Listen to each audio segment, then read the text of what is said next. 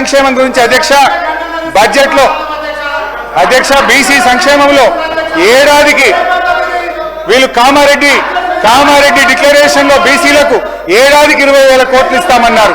BC సప్లైని ఇస్తామన్నారు. 42% ప్రభుత్వ contract లో వాటా ఇస్తామన్నారు. అధ్యక్ష కామారెడ్డి డిక్లరేషన్ లో చెప్పిన ఏ ఒక్కటి కూడా అమలు కాలేదు. ఈ బడ్జెట్ లో పెట్టింది కేవలం 11,000 మాత్రమే.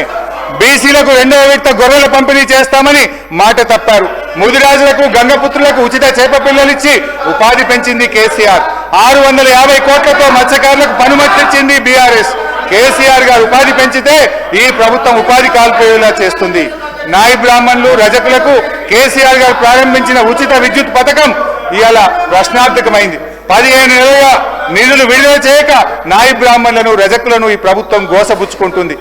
నాడు కేసీఆర్ గారు గౌడన్నల మేలు కోసం చెట్టు పన్ను రద్దు చేశారు. పాత బకాయిలు రద్దు చేశారు.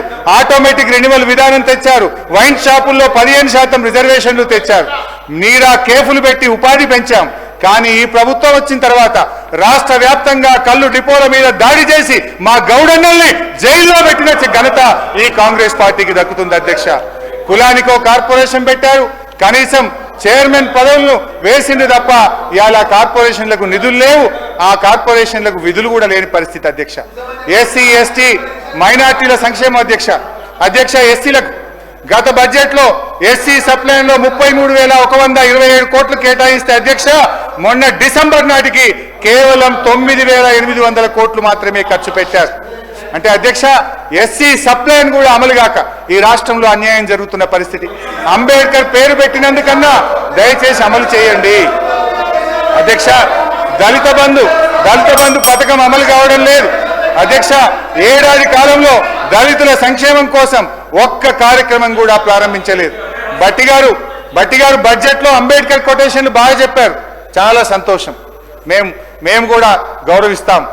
అయితే అధ్యక్ష ప్రపంచంలో అతిపెద్దదైన 125 అడుగుల అంబేద్కర్ విగ్రహాన్ని ఈ రోజు కేసీఆర్ గారు నిర్మిస్తే దాని వద్దకు ప్రజలు వెళ్లకుండా తాళం ఎందుకు వేశారో కూడా చెప్తే బాగుంటుంది కదా అధ్యక్ష కేసీఆర్ గారు గిరిజనులకు 10% రిజర్వేషన్లు ఇచ్చారు. ఇచ్చిన మాట ప్రకారంగా తండాలు గ్రామ పంచాయతీలు చేశారు. పోడు భూములకు పట్టాలు ఇచ్చారు. ఈ ప్రభుత్వం ఎస్సీ ఎస్టీ గురుకుల పాఠశాలకు పోయిన బడ్జెట్ లో పక్కా భవనాలు ఇస్తామని చెప్పారు. ఒక్క భవనం కూడా కట్టలేదు. చివరికి అద్దె బకాయిలు కూడా విడుదల చేయకపోతే యజమానులు వచ్చి తాళాలు వేసే పరిస్థితి ఈ ప్రభుత్వంలో వచ్చింది. అధ్యక్ష ఎస్టీ ఎస్డిఎఫ్ కింద పోయిన బడ్జెట్ లో 17,000 కోట్లు పెట్టి అధ్యక్ష డిసెంబర్ నాటికి కేవలం 6,000 కోట్లు మాత్రమే విడుదల చేశారు. हमारे मुसलमान बहनों को भाइयों को माइनॉरिटीज को भी ये कांग्रेस सरकार ने धोखा दिया.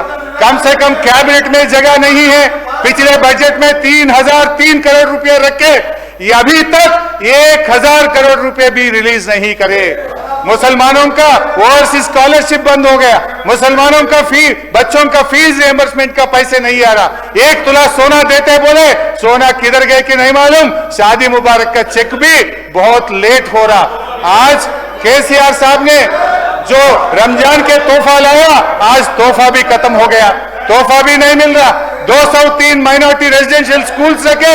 अभी ये बजट में भट्टी साहब ने बोले ये स्कूल को खत्म करेंगे, ये स्कूल्स को इंटीग्रेटेड स्कूल में मिला देंगे बोले तो माइनॉरिटीज का आपको वोट चाहिए, लेकिन माइनॉरिटी का भलाई के लिए आपका सरकार कुछ नहीं करना चाहते. क्या मैं पूछना चाहता हूँ अध्यक्ष సార్ 25 నిమిషాలు ఇంటరప్షన్ అయింది సార్. కైండ్లీ సార్ మీరు ఒక్కొక్క పార్టీకి 1:50 నిమిషాలు ఇచ్చారు సార్. ఒక్కొక్క పార్టీకి రికార్డులు తీయండి. మొన్న గవర్నర్ గారి ధన్యవాద తీర్మానంలో 1:52 నిమిషాలు మా మిత్రపక్షాలు మాట్లాడారు. మాకు వచ్చే వరకే ఎందుకు గొంతు నొక్కుతారు సార్? దయించండి సార్. అధ్యక్ష పంచాయతీ రాజ్ అధ్యక్ష భట్టి గారు